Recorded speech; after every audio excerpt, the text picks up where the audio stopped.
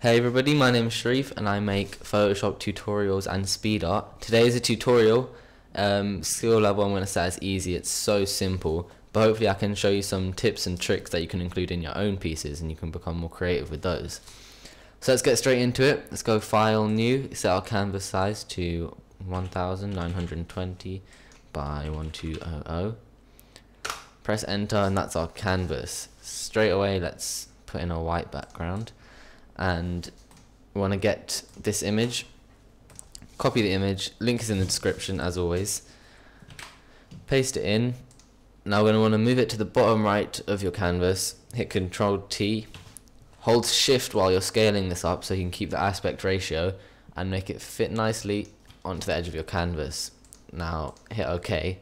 Don't worry about any pixelation because we're going to get rid of that by doing this. Let's go Image Adjustments, Brightness and Contrast, change your brightness to 71 and your contrast to 23 and hit OK. Now we want to duplicate our layer, and with that we're going to want to go to Filter, Artistic and Watercolour. Now our settings on the right here, you're going to want brush detail to be 12, shadow intensity at 1 and texture at 2. That's preset on mine because I was doing this earlier, but it might not be that for yours. Hit OK, and now you can see the effect that we've got. It's got a nice effect and pixelation's gone. From this now, we're going to rename our layers. Top layer is going to be our watercolor layer. Sorry, fail typing. And now on this next layer, we're going to want to go to Image Adjustments, Threshold, and change our threshold layer to 152. And rename our layer Threshold so we don't get confused. Now we're going to leave this image and work on something else that's going to be directly related. This is two images, they're watercolors from a pack, links in the description as well. This is the first image and this is the second image. What you're going to want to do is copy this, select that, Control V, Control C to copy and paste it, and then go to your blending mode and set it to multiply, and then just move it onto this one. This is going to be our base here. You just want to keep doing that. Select it from anywhere, any size, any shape. Just move it along, you know, set it to multiply again, and just do as much as you can. And you want to have barely any white space going, you know. Say, and if you want to put in some more pinks, let's say this little bit. Whoops, need to select that layer. You can just move it across, put it to multiply again, and there's your pink. Let's say if we want to add some oranges in. Our oranges here somewhere. It's there, and you can just transform it, you know, make it bigger if you wanted to.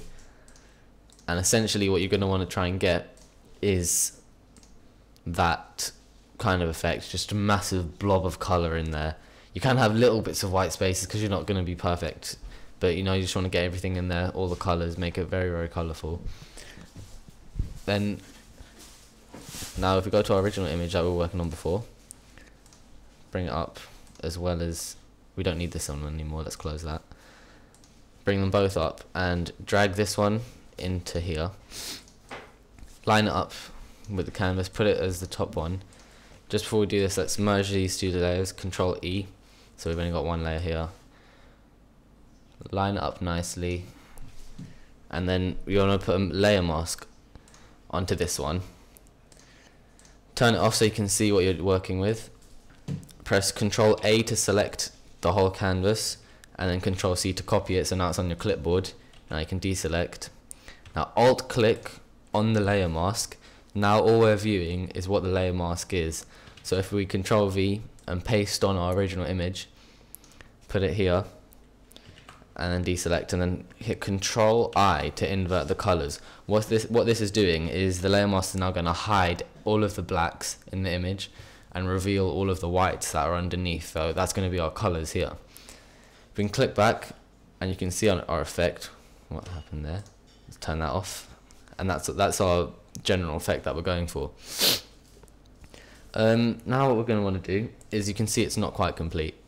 So if we go to our clone stamp tool, and if you select a decent hard brush, I'd use You can use a soft brush as well. It'll be kind of a different effect, but it's all the same really. If you alt click anywhere where there's colour, and then normal click it anywhere, and it will just fill in the gaps. It will stay with the layer mask as well, so you're just keeping the effect and just filling in the colour. But I want to put some oranges up here, so you're just pasting it in essentially, just making it look complete. You can just play around with that, you know, different colours. There's different colours everywhere in this image. But that's all, we're going to leave that there. That's the main effect that you're going for, but it's never complete with me, is it? So what we're going to do is I'm going to add a texture on top, which is this one, link again in the description. Let it load. That's what it looks like. Copy image, paste it in, and then, whoops. Now let's scale it down. We're going to want to put it this way. My computer's lagging. Sorry about this. Apply the transformation. This texture, the way I want it to be, I'm just going to start flipping it. That's perfect. And now we can just transform. You don't even need to hold shift. Just scale it down to fit our canvas perfectly.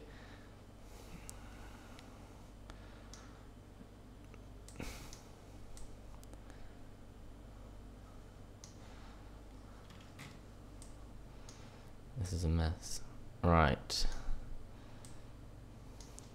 So we've got this. Let's have that black bit at the top there. And hit apply. Now on this texture layer, we can rename that if we want to. Texture. And set it to linear burn here. You can see what effect that's created already. That looks great. Now we finish it all off. We're going to want to add some text onto it. Standard text, really. You know, use whatever font you want. What I do is put a, you know, bold kind of statement on it. The one that I did when I was doing this is know where you stand. Highlight, pick whatever font you like.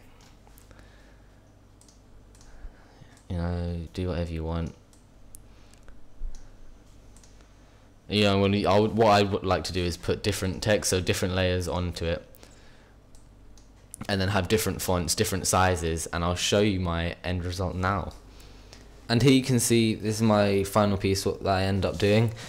I played with the contrast on the actual image here, and I also added colours more to the eyes and the mouth so you can see it a bit more and it stands out just that bit more. I also added that watercolour image, just splashed it here, and then here you can see what text I use, know where you stand, different fonts, different colours, very standard. That's all up to what you want to be, how creative you want to be, and that's pretty much it. Don't forget to like, comment, subscribe. My name is Sharif, and I'll see you guys next time.